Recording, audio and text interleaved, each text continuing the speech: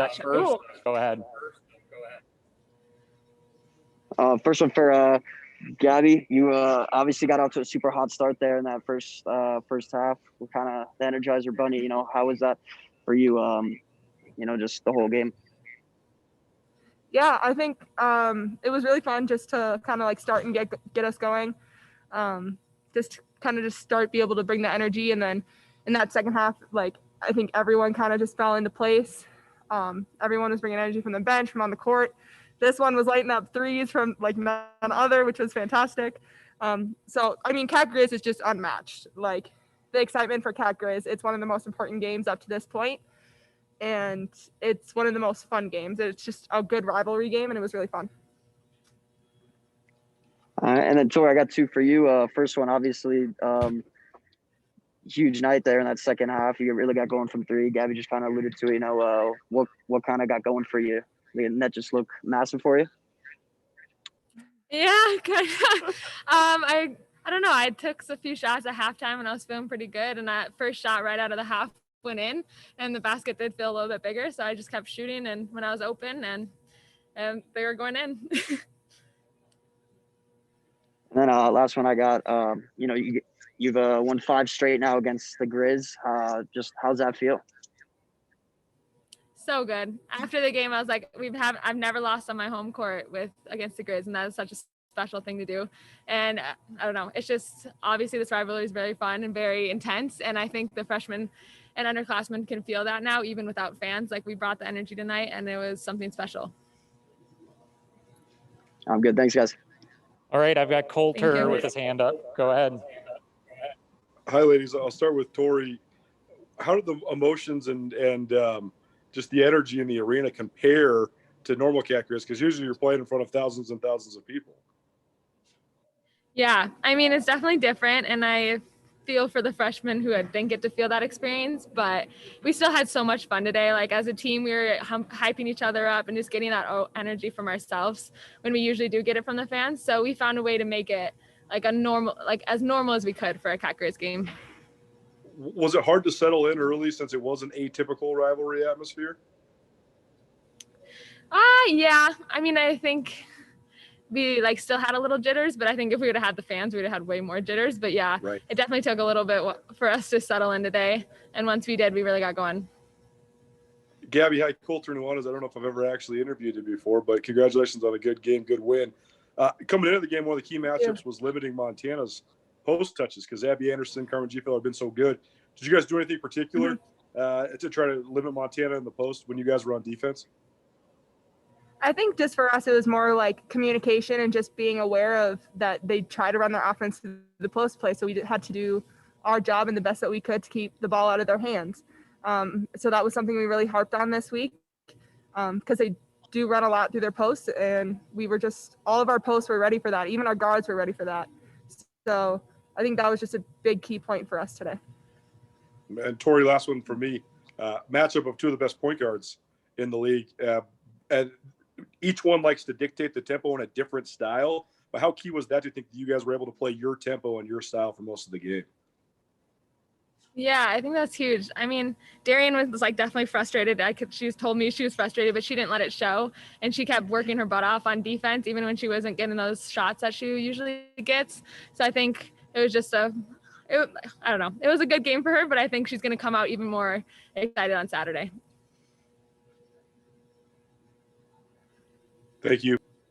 All right. Colton, do you have anything? Yeah, I do. This question kind of goes for both of you. Ball movement, early on, you're a little stagnant, but you've really figured that out here the last couple of weeks. Just how happy were you with that on the offensive end, able to make sure that everyone kind of was involved? I think you had 10 players score tonight. So just how happy were you with that? Yeah, it's been a progression for sure, but I think we're finally getting our chemistry together and we're playing as a team. And I think it's going to be a lot more fun, and it has been so far. So it's been a good transition from the first few games for sure. Yeah, I definitely agree with that. I think we still have our moments sometimes where the ball just tends to stick on one side, but we're working through that. We're still we're having more possessions where the ball is moving from side to side versus it just staying on one side. And I think every game that's happening less and less. So we're really happy with that. And then our chemistry is just going up every game, every practice, every day. So.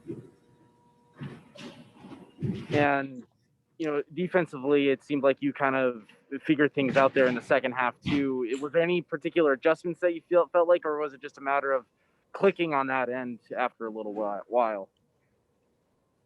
I think it was more just about our communication. I think we communicated more in the second half, which led us to more steals, led us to being on the help side, being able to get charges and stuff like that.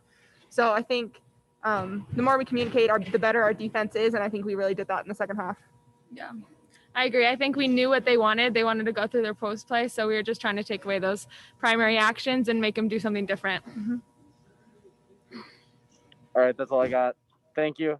Ashley, I've got your hand up if you have anything. Yeah, I just have one question. Good game for both of you guys, and good job for Gabby. You're only 1 point away or 1 rebound away from a double-double, which is awesome, which kind of leads into my question. At the beginning of the season, rebounding was a big topic, and you guys had 18 points off of second chance opportunities. So how did you guys feel on the boards today? We felt pretty good, at least on the defensive boards. I don't know. Let's see. They didn't shoot it great from the field, at least from the 3-point line, or 1 for 5. Oh, wait. I don't know. Yeah, it felt like on the defensive end, we just were able to get a lot of rebounds today, even from the free throw line. So I think that was a big thing. And then on the offensive end, too, we had a few rebounds where we just got the ball and we were able to put it back up and get to the free throw line. So being able to harp on that, being able to crash, especially with this, they're a very heavy post team and they like to run through their post. So the more that we can out-rebound them, the better off we are. Was rebounding a point of emphasis heading into this game? Yeah, rebounding is always a point of emphasis. Coach Ben always tells us that if we win the boards, that's most of the time when we win our games. So rebounding in practice is always a big thing. And just in the games, we're always are we winning the boards on the bench? When we go to a timeout. So we won the boards tonight. So that was good. Yeah. Awesome. Thanks, guys. Congrats.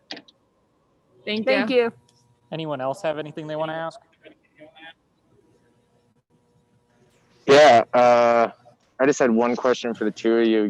It's obviously a pretty weird season, but this Cat Grizz games are still pretty special. And so I was curious, going into Missoula on Saturday, there aren't going to be many, if any, fans in the audience or in the stands. Do you really predict much of a different outcome Saturday with it being an away game, but there's still not being any fans? It's a weird season and it's a weird question, but what do you kind of predict? Yeah.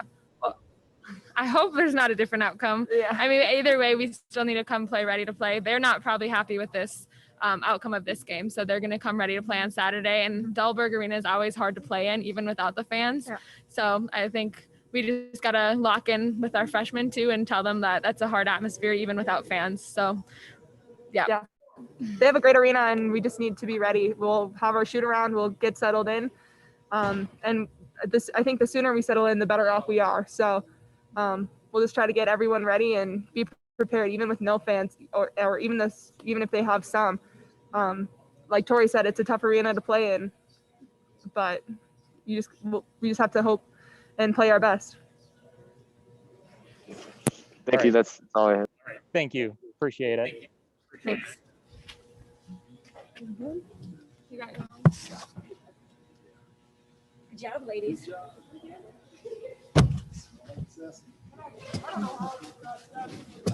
It's just me. I could take it off, right? Coach, if you want to start with an overall statement just about the game, and then we'll go to questions. Yeah. Well, first of all, just really thankful we got to play the game today. Wanted to play for our guys as well. They didn't have an opportunity to play this game, and it was really exciting to have some family members in the stands, and just really proud of how the team executed the game plan on the defensive end today. We knew we had our hands full, and I thought we got the stops we needed to create some possessions for us offensively. Coulter, you have your hand up. Go ahead. Hi, Trish. I know when we talked on Tuesday, You talked about the matchup in the post, particularly when you're defending Montana's post play. You talked about the defensive game plan, but can you give us some details on that? I mean, what was the key? I mean, how are you guys able to limit the touches, but also just make both Anderson and G. Feller work for it? Well, it starts with having multiple posts rotating in to the mix because it takes tremendous effort. So I think we probably played 5 posts throughout that lineup today in order to keep the legs on what we need to do. So that's a starting point. I don't know if you can defend that post play with 2 kids for 40 minutes, but then it takes the rest of the group to do their jobs. You know, we've got to protect the post play off ball. We got to have ball pressure on the perimeter, limit the eyesight and the looks that they are going to have as that ball moves. And so that's where just as a team, you have to keep eyesight and just do a tremendous job as a group. And that was the game plan as far as the team being locked in. We knew that G. Feller in particular, I think she averages 18 points per game. We really talked about just trying to keep kids in check. We knew we weren't going to keep them off the points. But if we could get some of those chipped away, then we give ourselves a great opportunity. Second half, it seemed like you really settled in on both sides. I mean, was that just a matter of settling in? Was it an adjustment, or was it just getting comfortable with the moment? Well, we definitely showed anxiety in the first quarter in particular. I think both teams definitely showed that, hey, Cat Grizz, a little bit different, not a full stadium, but just looked like a little bit of jitters in that first quarter. First time for a lot of our kids too. And just really the ball was stalling, ball was getting stuck. I thought we were just really trying to press a little bit too much. And then second half, we just let the game play, let the ball get moving. And, you know, obviously when you start hitting a couple shots, that makes it a little bit easier. We missed some shots in that first half, and then somebody like Tori gets hot and kids start feeding off, and the energy started getting pretty excited on that bench. 2 more for me. One, the point guard matchup was such a key matchup in this game too. Sophia Stiles did such a good job of dictating the tempo, but it seemed like Darian actually took the reins in that element. So what was your just evaluation of that matchup? Well, we have tremendous respect for Sophie Stiles. Not a lot of kids as quick as these two in this game, and really fun matchup for the viewers. Both can pick up full court, 94 feet, and really hound it back there. And I always have respect for kids that are going to grind it out on the defensive end and play that hard. And we're fortunate we have a Darian White on our team as well. And we feel like Darian is kind of our leader on both ends of the floor. We're going to go with that on the defensive end to start. I think she's contagious. I think she gets everybody else going on the defensive end for this team, and she's a hard kid to keep out of the paint. And last one from me. You won 10 out of 12 in the rivalry now, but no rest for the weary. Back at it in Missoula less than 48 hours from now. So what do you expect the quick turnaround to be like?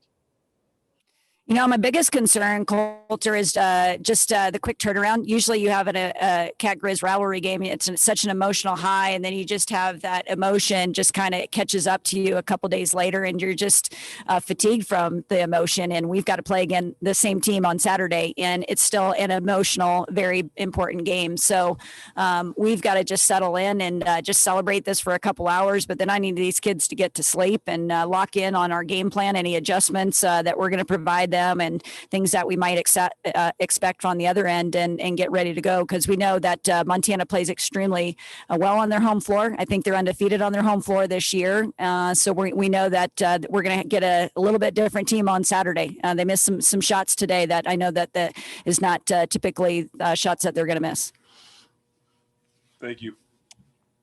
Colton, if you want to go next. Yeah, thanks, Tricia, for the time as always. You know, Coulter touched on this a little bit, but your success in this rivalry, a 10 of 12, just what do you think it's taken for you to be successful in a game like this that you mentioned that is so emotional and can be so draining by the end of it? Well, I think, the credit needs to go to the players.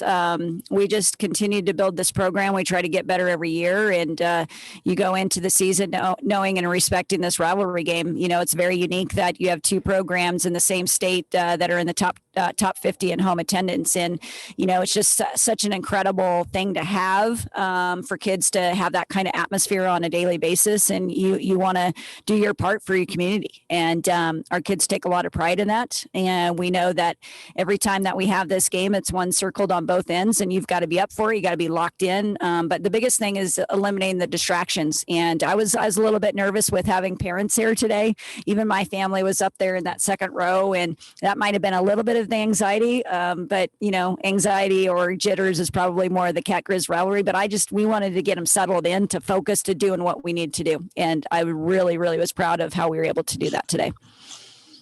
And in the second half, obviously you went into the first half with the lead, but the second half really turned things on there in the third quarter. I think we've talked about your second half adjustments a little bit, but what was the difference you think in the third that you were able to get the lead that you eventually did? Well, really two things. We loved what they were doing in the first half. And so we just had some minor tweaks. We wanted to make sure we executed and tweaked that or repeated that again. But it was more on the offensive end, just really stalling the ball and just getting the ball reversed and, not really forcing it on individual shoulders. And once we let the game come to us and then you get a Tori Martell starting to hit some shots, it just kind of got kids to play a little bit looser. And it gave us a little bit of an opening to run with. But once again, there was kind of the end of the third, start of the fourth. There were some really, really bad defensive possessions for us, and we were fortunate the Grizz didn't hit those shots because they had an opportunity to really tighten that up. So we're gonna have to clean some things up on our end because we know we're gonna get a pretty tough Montana team on their home floor. All right, that's all I got. Thanks for sharing. John, haven't heard from you. You got anything? How about Eddie? I just got one. I know when we talked a few weeks ago, you really harped on rebounding and defense. Well, today it looked like you guys kind of dominated both sides of that today. So talk a little bit about how you guys kind of have improved in that, especially in a rivalry game like this. Yeah, I feel like the last two weeks, the defense in general for this team has really taken some steps in the right direction. I think they're starting to have a lot of fun with how we defend the ball as a team. The rebounding in particular, that was the major focus. We always go back out at the 7-minute mark and kind of huddle up, give them some time to kind of just prepare mentally before the game. And I always give them 1 or 2 words. And tonight it was hit and rip because we knew that this team was going to crash really hard. We know that this team gets a lot of second opportunities. They put you in really tough situations for the glass and really a lot of athletes and great rebounders. And so that was a major focus for us of making sure we finished the possession. We certainly didn't get every possession, but one of my favorite possessions today was Leah Beatty shooting 2 free throws because she boxed out. So that's something that we just got to continue to make sure we're building habits. This is a young team that if we could move every game and get more habits of how we want it to be executed, then we're working in the right direction regardless of the results. So just really proud of how hard that they competed and played on that end of the floor today. I'm good. Thanks, Tricia. Yeah, no problem. Anything? No. I was going to ask about rebounding, but Eddie beat me to it. Bo? Well, I'll kind of add on to your rebounding question. It took a team with depth today. We played a lot of people today to keep some fresh legs to be able to do that. Bo, if you have anything. I was just curious, you said you give your players 2 words before every game. Those 2 words changed at all going into Saturday? What do you got for them in Missoula? We'll see. I'll have to watch this film back a little bit. But the words could very well change. But we also know that 2 of the biggest strengths for Montana are their post play and their rebounding ability. So it's hard to change something up when it's an opponent that's very good in some situations. So we're going to have to continue locking in to doing a great job because it's a very, very talented team. Mike Petrino's doing a great job with this program and have tremendous respect for what they do, especially in particular in the paint. But then they also have a point guard that is pretty darn quick as well. And she got some hips on us tonight. So I'll have to get back to you after the Saturday game.